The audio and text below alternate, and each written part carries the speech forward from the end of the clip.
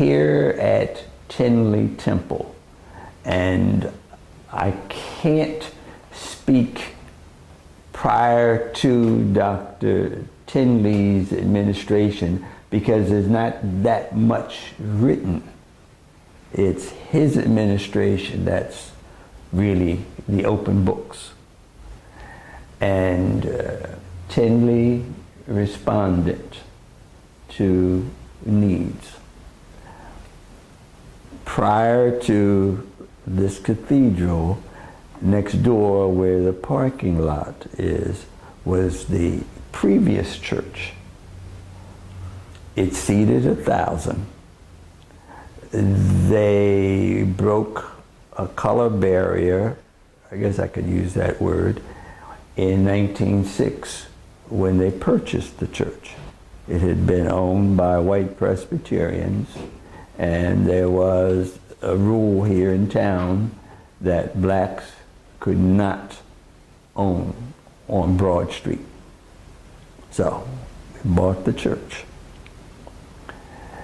Moved in 1906. There was some people refer to it as a recession in 1907. But I have to remind people, when it's a recession in a non-African American community, it tends to be a recession with us. And he did two things to relieve, well, he did three things. The first thing was the soup kitchen. So you could come into, and the church was then called Calvary Methodist Episcopal Church. And he provided meals, okay? The second thing, he brought in cots so that those who were homeless would have a place to sleep. Now, everyone in Calvary didn't have his vision. There were some who felt that bringing in the homeless, what's this going to do to the purity of the air in here? You hear what I'm saying? And so there were problems. And he insisted, oh no, this is what we have to do, following the mandate of Jesus. Then trying to find jobs. Tindley was developing a reputation of being a black minister who had some clout in the city. And too many of us, as an aside, who have power don't know how to use it. But he did. Okay? Now, because he was doing these three things, the membership was swelling.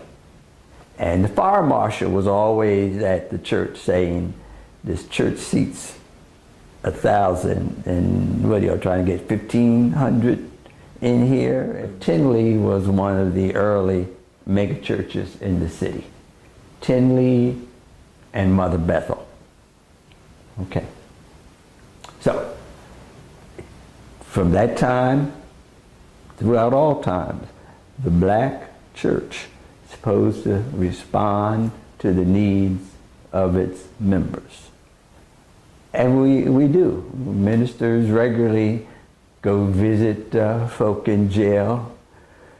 We hear confessions. We can't, we're not allowed, we wouldn't dare rat out anybody. I can think of some situations where we probably should have choked the person ourselves, but we can't even do that. No, we hear some things and people will confess, yeah, I shot my wife, knowing that as the pastor, you can't go to the police. And, well, I speak for myself. There are times when I would like to wring somebody's neck. Why'd you shoot your wife? You know, so she burned the eggs. You know, she didn't cook them like your mother wanted them cooked. Eat at your mother's house. Okay. we have to always respond to needs. It's not just a matter of preaching the gospel, but we have to live it.